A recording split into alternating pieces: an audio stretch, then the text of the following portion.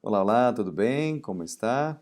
Hoje chegamos ao final do livro de Eclesiastes, capítulo 12. E o livro de Eclesiastes, capítulo 12, tem dois convites especiais que o autor faz a cada um de nós. Eclesiastes, capítulo 12, apresenta um convite na primeira parte do capítulo e o outro convite na segunda parte.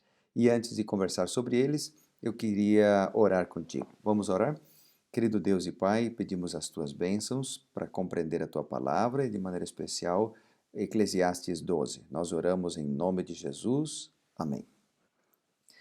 Muito bem, Eclesiastes capítulo 12 é uma continuação do capítulo 11, principalmente dos últimos versículos do capítulo 11.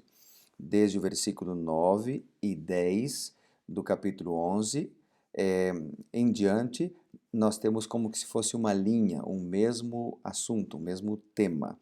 Então, o versículo 9 e 10 é um apelo para o jovem. O autor Salomão diz: Olha, você pode fazer o que você quiser fazer, mas lembre-se de uma coisa muito importante: o Senhor pedirá conta de tudo. Deus te pedirá contas. Então, como ele te pedirá contas, como ele vai julgar todas as coisas, então o versículo 1 do capítulo 2 começa com um chamado, um apelo, né? O versículo 1 diz assim: Lembra-te do teu Criador nos dias da tua mocidade, antes que venham os maus dias e cheguem os anos dos quais dirás: Não tenho neles prazer. Lembre-se do seu Criador. É o mesmo chamado, é o mesmo apelo que está nos Dez Mandamentos, em Êxodo capítulo 20, no versículo 8, por exemplo, quando diz aí: Lembra-te do dia de sábado para o santificar. Por quê? Porque Deus é o Criador. Ele criou os céus, a terra, o mar e tudo o que neles há. Como Deus é o Criador, devemos lembrar dele. Agora, este lembra-te que está aqui é um lembrar-se que pode ter.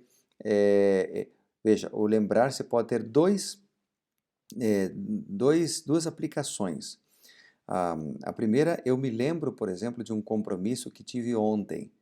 E agora me lembro hoje, já passou o compromisso, não tem mais o que fazer.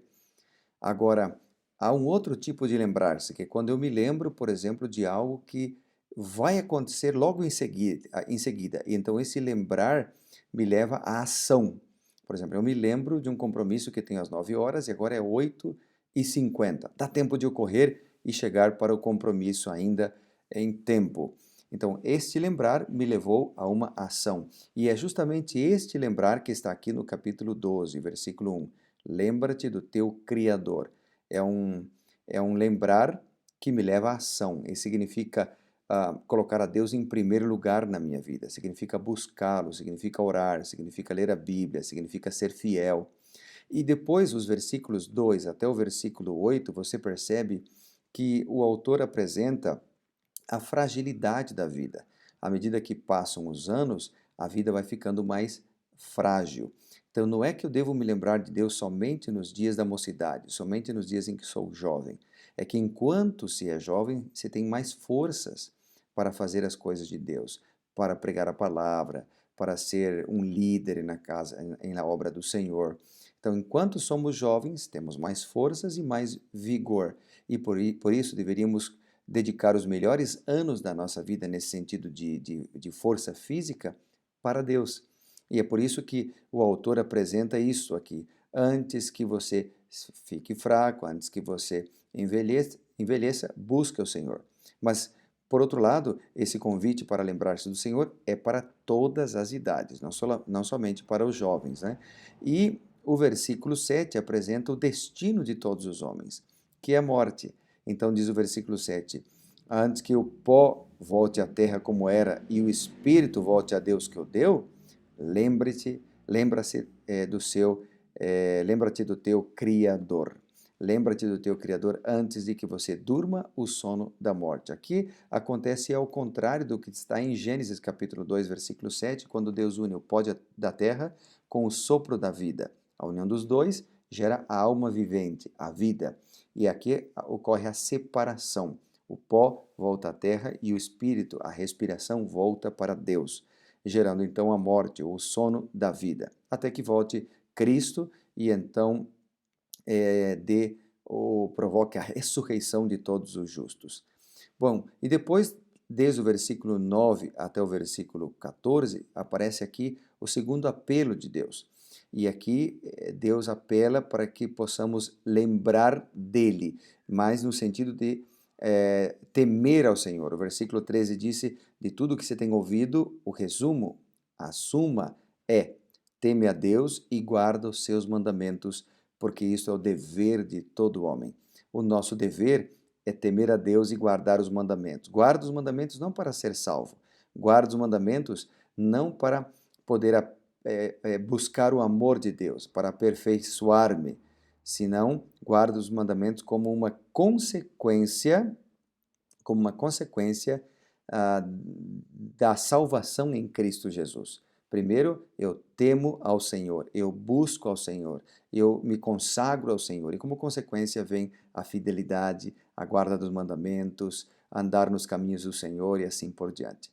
Então Deus nos diz assim que devemos ser fiéis, guardar os mandamentos, andar nos caminhos do Senhor. Por quê? Porque Deus há de trazer a juízo todas as obras, até as que estão escondidas, quer sejam boas, quer sejam más. Então agora Deus te está chamando a você, Deus está chamando a mim, Deus está chamando a cada um de nós para lembrar-nos dele, para buscarmos o Senhor, para colocarmos a Deus como o primeiro e o mais importante na nossa vida. E se fizermos isso, nós seremos bem-aventurados, seremos transformados cada manhã, cada dia. O livro de Eclesiastes termina com chave de ouro, com uma declaração linda: teme a Deus e guarda seus mandamentos, porque isso é dever, mas não só dever, é privilégio também de cada um de nós.